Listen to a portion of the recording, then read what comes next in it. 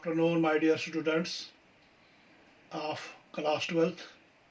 Today's topic is why to read poetry and its importance in our syllabus or in our classes.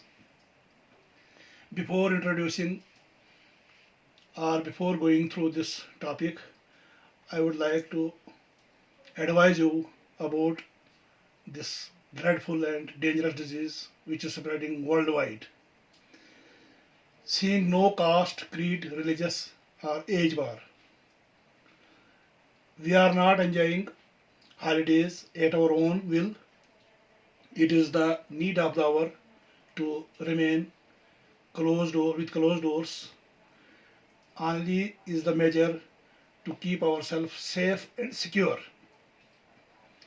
This is the duty of each and every citizen of India to abide all rules and regulations regarding this disease. So today we have got a precious time to share our ideas with each other with closed doors at home. So I would like to share my a little knowledge about poetry with you today. I hope you will take it with ease, and I shall try to give my best to you regarding the subject. What the poetry is? It is a piece of writing. It is a piece of writing, feeling of expression and ideas in given intensity, involving rhyme, rhythm and imagery. It is a figurative language that is written in separate lines. It is a Greek term. According to Oxford Dictionary, a piece of writing in which the words are arranged in separate lines. It is a poet that uses aesthetic as well as phonoaesthetic sound, symbolism and meter also. It is an art form. It is an art form in which human language is used. And what is the purpose of reading poetry? The passing of stories between the generations. It is a historical instrument. It is very much difficult to remember the story in prose form. That is why songs and poetry came into play with some real moral strengthening. It has a meaning of emotions and moral, because we must be emotionally and morally very strong. We must have a patience. We must have a power of tolerance. We must have a courage to face all these things. It gives pleasure to the readers. While reading or teaching poetry, one feels very much pleasure, and always one sticks to these emotions and expressions.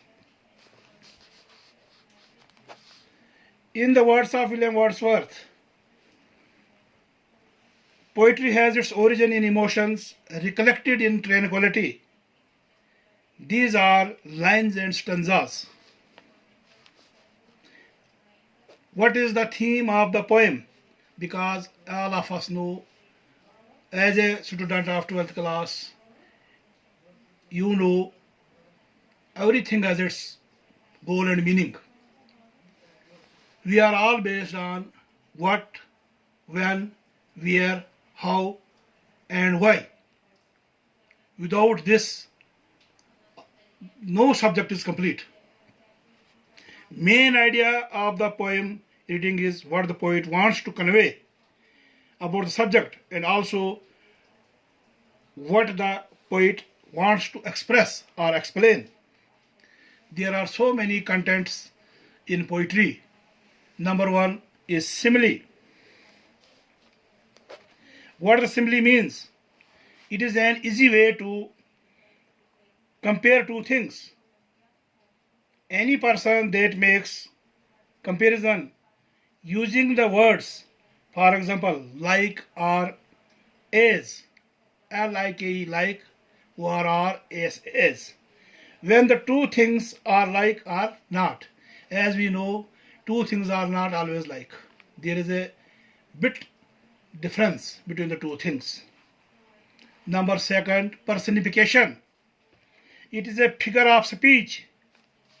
It is a figure of speech. The non-human objects are portrayed in such a way we feel that things have the ability to act like human beings, or it is a figure of speech where human qualities are given to the animals or objects or ideas in arts.